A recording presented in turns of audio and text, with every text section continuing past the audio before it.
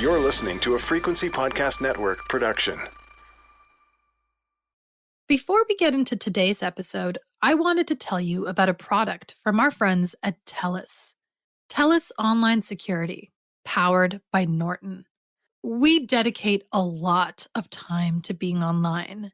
But did you know that so much of what you do online can put you at risk? Online shopping, ordering food, banking, using the Wi-Fi at a coffee shop, or filling out your dating profile may expose your personal info to fraudsters. And with the right personal info, cybercriminals can open up new bank accounts in your name, buy or rent properties, or other bad things you won't know about until it's too late. But there's a simple way to stay safer with TELUS Online Security. With useful alerts, dark web monitoring, and 24/7 live support, it's a great tool to help protect your identity. Plans start at just $10 a month. You can learn more and check out their plans at telus.com/online security. No one can prevent all cybercrime or prevent all identity theft. Now, on to the show. You're listening to a Frequency Podcast Network production. Put yourself in this position for a moment.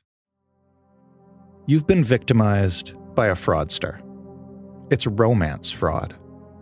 Someone said the things you wanted to hear, told you stories, talked their way into your heart and life and your bed and your wallet. They got what they wanted, and then they vanished. You are humiliated and embarrassed, obviously. You've been taken advantage of in so many ways, and you feel stupid. But you have evidence. You know where this person went. You have correspondence from them, text messages and emails that prove their lies. You can seek justice. You have the receipts. So, you turn it over to the police, who probably don't make an arrest. Or if they do, they turn it over to the Crown, who probably doesn't prosecute. And even if the case goes to trial, it's likely only a single count of fraud. And the person who ruined your life gets a slap on the wrist. Again, if it even gets that far. What do you do? How angry would you be? Why is this exact scenario so common in this country? I'm Jordan Heath Rawlings. This is The Big Story. Maggie Reed and Amelia King are the creators of Catch Him If You Can at Pink Moon Studio. Both of them are joining me now. Hello, Maggie. Hi, Jordan. And hey, Amelia.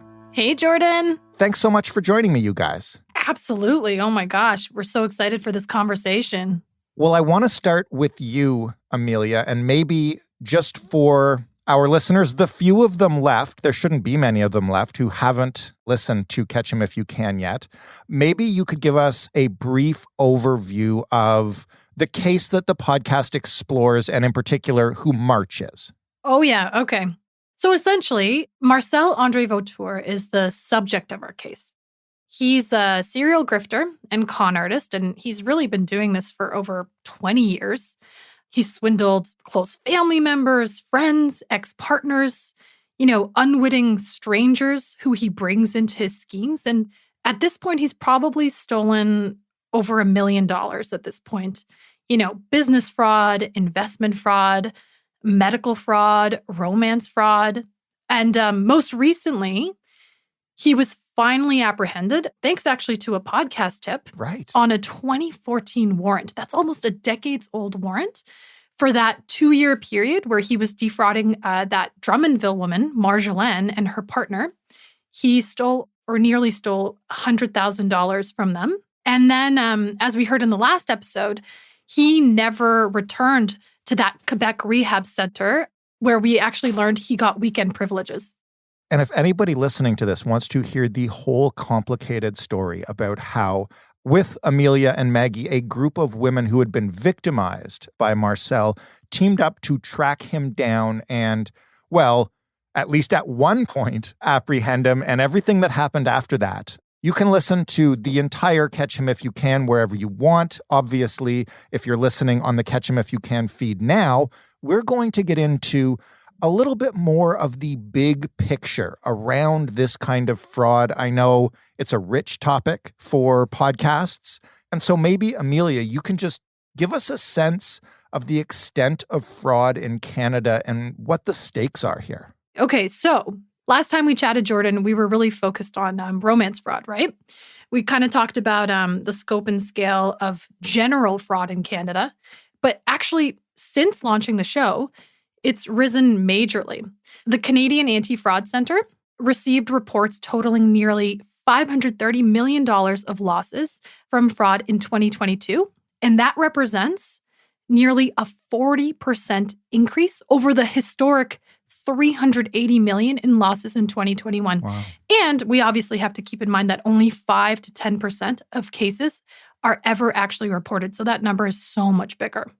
How often do people like March actually get caught and prosecuted? Clearly, it's pretty difficult in his case. Can you give me some examples of other cases and if they've been more successful? Oh, this is such a great question. And I think for me personally, I'm speaking for Maggie as well, I think this was one of the most shocking takeaways from this journey that we've been on. But no, this is not an isolated case, not even in terms of the outcomes. Here are just a couple of examples that demonstrate how tough this is. Okay, that was really shocking to us. Okay, so here's one example. There's this woman named Jane Elizabeth Moore of Alberta. She's been pegged the Queen of Cons by her victims. And this is from one of her most recent schemes from 2020. She essentially told people, that she was in line to inherit over $36 million from the late Doc Seaman, who was the previous owner of the Calgary Flames. Right. And she claimed she was this big hockey heiress, And just like March, in these fantastical tales, her history of fraud dates back nearly 2 decades. And just like March, she goes by, a whole bunch of different aliases. She's faked cancer. She faked a disease that makes your eyes and ears bleed. We learned through a bit of digging that she actually used needles to poke her eyes and nose and ears. Anyways, this is all very shocking, fantastical stuff.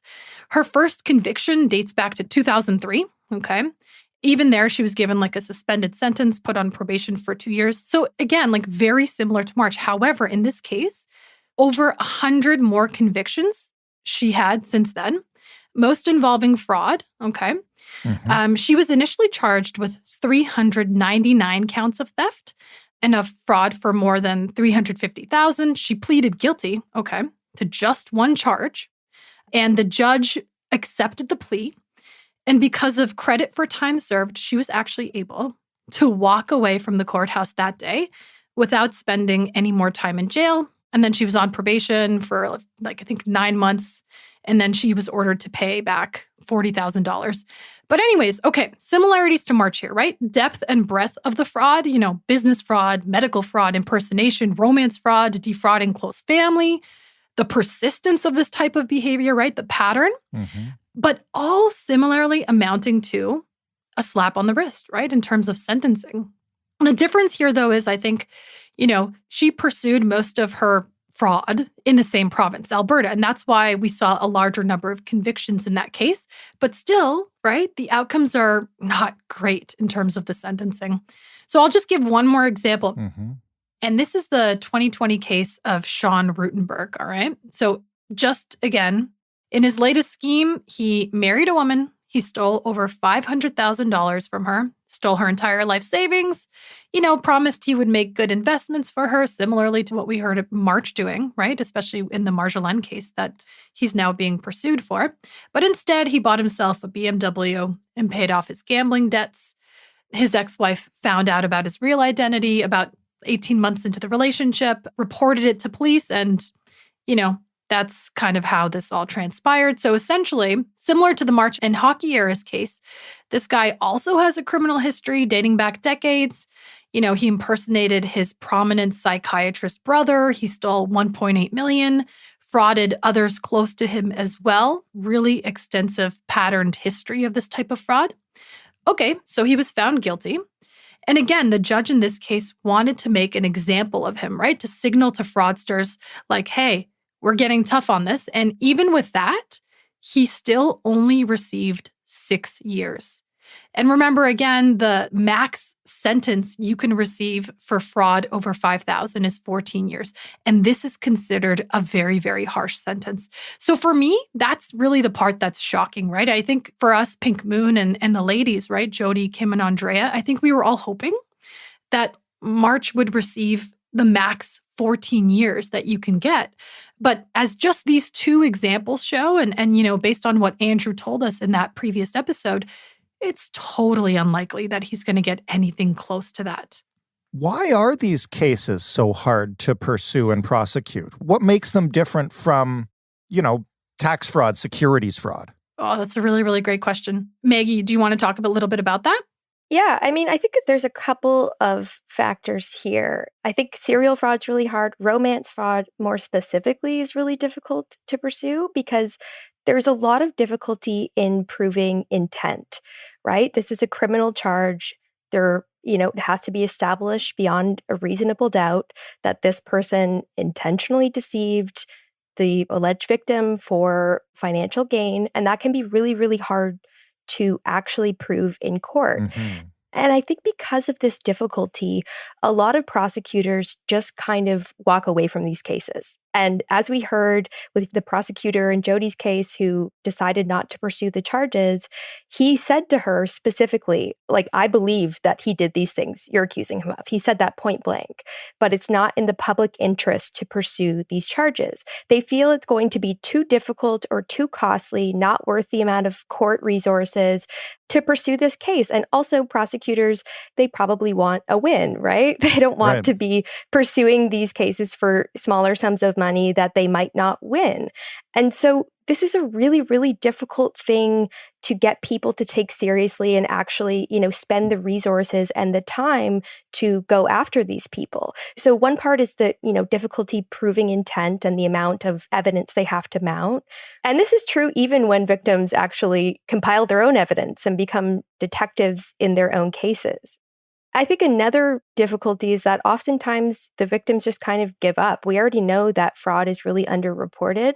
A lot of times victims go to report these crimes and they're kind of told that they're never going to get justice. And the police and the prosecutors are certainly not seeking these cases out. You have to be a very vocal person who's pushing for action on your case. As we've seen with the ladies from our podcast, they've been pushing and still been facing barriers. So if you're not doing that kind of pushing, you're probably going to get nowhere basically with these cases. So I think that there's a lot of challenges on the side of, resources, willingness, and then also taking these cases seriously, especially in romance fraud. We actually see a lot of similarities. We've been talking a lot, Amelia and I, about the similarities with sexual assault cases. I was just about to say that. Yeah, it sounds a lot like unsubstantiated or, he said, she said, et cetera, et cetera.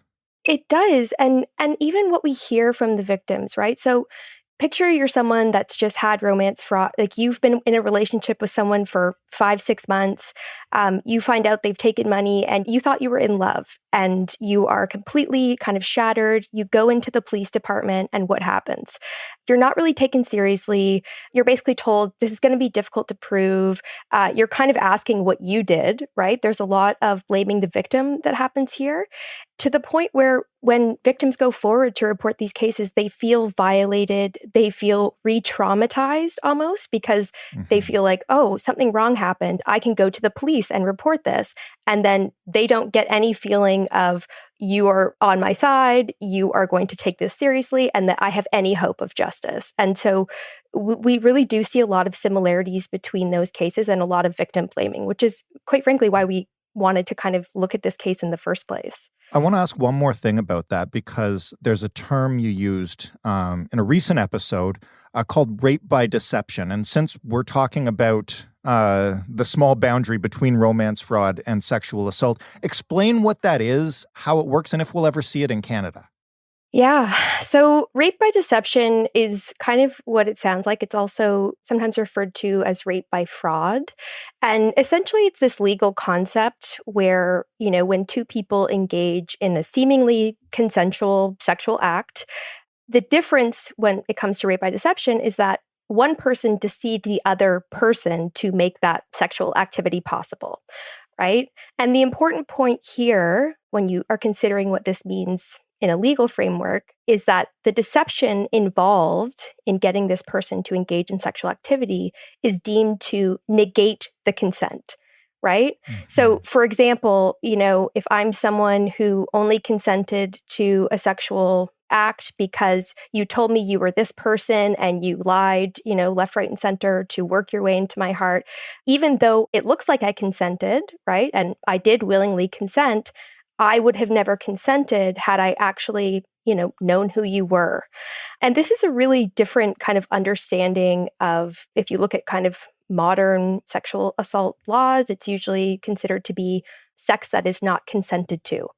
There's a little bit of a gray area here, right? I mean, when someone lies to get money from someone, there's a word for it. It's theft. It's fraud, right? When they lie to have sex with someone, what do we call it? And so in Canada, rape by deception doesn't formally exist, but there is some legal precedent that is related, including something that was upheld from the Supreme Court last year. So there's something that's called stealthing. Have you heard of this? Yes, it's removing the condom, right? It's removing the condom. It is, yeah. And so there was a unanimous decision from the Supreme Court of Canada, the top court, that ruled that stealthing, so the act of either pretending to use a condom or removing one during sex without the partner's consent, can actually violate the grounds for consensual sex. So even though you consented, you didn't consent to that, right? And this kind of does plant the seeds for understanding consent differently than just, okay, yes or no, right? As you would see in these kind of romance fraud cases. Okay, well, yes, you did consent to this. There was no physical coercion, right? But at the same time, when someone is frauded out of money, like for example, okay, so Jordan, if I ask you to invest in my shady snake oil business and I'm like, we're going to make a lot of money, right? And I say, give me 50 grand. And you say, okay, I trust you. This, the financial plan is sound. I take your 50K. And it turns out it was all a sham. Well, you willingly gave me money in that context, so you consented. However, it was under false pretenses. So in our legal system, we have mechanisms for negating consent in that context because you were lied to. So why can that not apply to sex? And I think for us, and Jody was pushing for this in her case, and why we think this is such a promising potential framework is that, it's a lot more serious. And I mean, it should be serious because I don't think people understand how, and I don't even fully understand how it feels to be violated at that level, not only financially in terms of your, emotional relationship, but physically letting someone like that into your bedroom. These women feel so incredibly violated and we need to take it seriously. And maybe if we were taking it more seriously, there would be more of a deterrent for people like Marcel.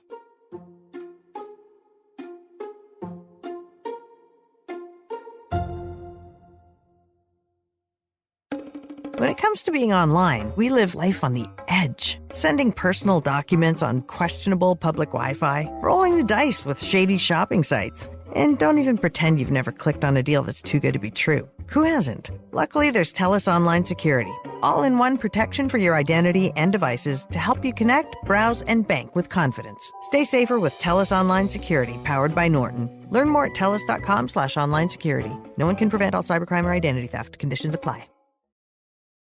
So as cynical as it is to look at it this way, I can understand why police, at least from their point of view, as wrong as it might be, choose not to prosecute some of these cases or make it difficult on the victims. This is a story we've seen time and time again. But once we get to the court stage, and in particular the conviction stage, why do these people only tend to get slaps on the wrist then? Especially given, everything you've outlined about how difficult it is to prove, you would think that once you've got someone in a courtroom dead to rights, that would be the time to send a message. Why not? Yeah, I think that's a really, really good question. And I think there's a few challenges. One, and especially in Marcel's case, it's really difficult because we're not seeing all of his cases being presented at once. They're all seen in isolation, especially when they're happening in different jurisdictions, right? So when he is going up for charges in Quebec, we're not seeing that, there's all of these other cases or charges that are being pursued against him in other places. That's Right. actually not a factor that the judge can or will look at. So we're not even looking at any of those potential charges. They might look at his past convictions, but right now, someone like Marcel, his past successful conviction was from over 20 years ago, right? And so when he's coming in and saying, listen, I have addiction problems, I've changed, I'm turning my life around, that can be kind of a believable story for someone, maybe. I think the other thing is something that Amelia pointed to in the case with the hockey heiress, which is that oftentimes serial fraudsters will plead guilty to one charge or maybe a couple of charges, but not everything, and then get sentenced based on what they plead to, so not the totality of their crimes. And again, we're looking at police resources here, court resources. Taking them to trial would be lengthy and expensive if they choose to plead not guilty, so they essentially plead out to get a lighter sentence, which means they are free sooner and able to get back to business, essentially, which seems to happen in most cases. And I think because they aren't violent offenders, they often get time served, early parole, or even things like house arrest instead of actually serving a jail sentence. So I think it's just not seen to be maybe a good use of, court resources because of those reasons. To jump into, we have to remember that the max sentence for fraud over 5,000 is just 14 years. And they rarely ever, we haven't seen from our digging a case where somebody actually got the maximum term. And this is what happened with Marcel in Quebec, right? In Marjolin's case is lack of a will by the prosecution to factor in past convictions and all the alleged crimes and just focus on the one in front of them and listen to pleas about turning my life around, getting addiction help, etc. Yeah, so I guess it's one of the things that we realized, because the ladies were so persistent in putting together materials, to send to the prosecutor about all of Marcel's, alleged crimes in other places and this whole detailed timeline of everything that he's done. But when we talked to a lawyer who kind of gave us more context about how this actually works, none of that is being factored in to Marcel's case. Any of his alleged conduct. So there's something called relevant conduct in the US where some of that would be taken into consideration in, his current sentencing, but it's not in Canada. There's no relevant conduct. They're only looking at past convictions. And, while obviously inconvenient for our case, we do understand why that exists, right? Considering relevant conduct that hasn't been proved in a court of law can be really damning for people. But it's also challenging when you don't have a legal system that's taking any of these things seriously, because it's really difficult to get convictions. So you just end up being stuck in this loop where, you're not getting justice, and then you're trying to say, look at all this stuff that's happening, and they're saying, we can't. And yeah, it's just so frustrating. It's so frustrating because, there's so much evidence in these cases, but nobody's actually pursuing it. Is there one thing that could maybe not fix all this, but could make it significantly better? Like if you could change something about the way our justice system deals with this kind of stuff, specifically, what would it be? For me, I think it would start with at the point of, when people report these cases. I think we need to have police be better trained to report these cases, like to actually have intake of victims. And I would never say put more resources towards policing. I don't know that we should do that, but perhaps diverting resources or better training officers to, deal with victims of these cases. Because I think a big challenge here is that, again, we're having this vicious cycle of victims go in, they're kind of turned away by police, so they just let these cases go. And then we're not actually seeing the full extent of how many people are out there that have had this happen to them that need justice. And then we're not really seeing the justice system compensate for how prevalent these crimes are. So I really think it needs to start at that point. Of course, there are other things like, jurisdictions talking to one another, having perhaps a lower threshold for Canada-wide warrants would probably be a good thing in cases like this. But I really, really do think it starts at the point of the victims coming forward and how they're treated and whether they are taken seriously, because it really sets the tone for what happens next. So last question for both of you then. Now that it's all over, I know Marcel is not currently in custody, but now that this season of the podcast is over, what are you going to take away with you from the making of this that you would like people to understand a little better? You want to go first, Maggie? I've been talking a lot. I think you go first. All right. Yeah. I think for me, the biggest realization is he's going to keep doing this. He's going to keep doing this. And like, Maggie has been talking about, you and Jordan, you've been talking about, like, the system can be made better, but there needs to be like a will to fix it. I think that's what I'm taking. It's like a very sober realization. I didn't think I imagined it to have gone this way. I think I thought he would get 14 years. Yeah. Yeah. What about you, Maggie? Yeah, I mean, just to kind of tag on to that, I think we came into this doing this investigation not liking this narrative of blaming the victim. We didn't realize that it was going to open this whole can of worms to, how justice system handles these cases.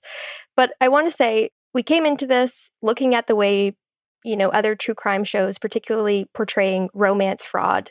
The entertainment was really how dumb the women are, right? So the audience can kind of feel detached from the victim because they feel like it's a situation they would never see themselves in.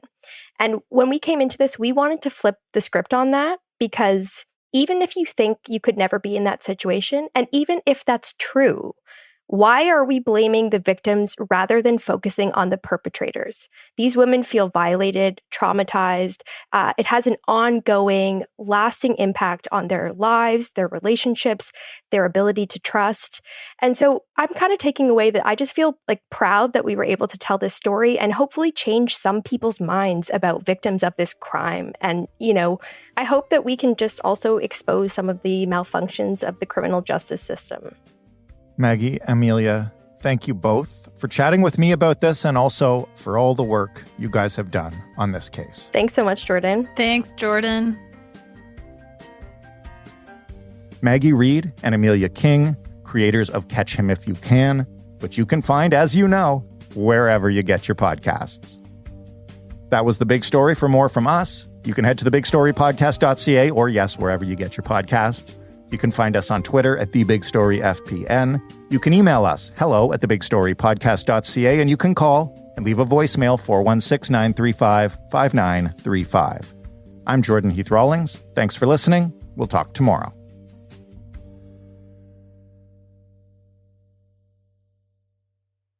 Hey friends, it's Kaylin and Jill from Teach Me How to Adult podcast. We talk a lot on our show about navigating adulthood, but one thing we also need help navigating is our online safety. That's why we teamed up with TELUS Online Security, powered by Norton.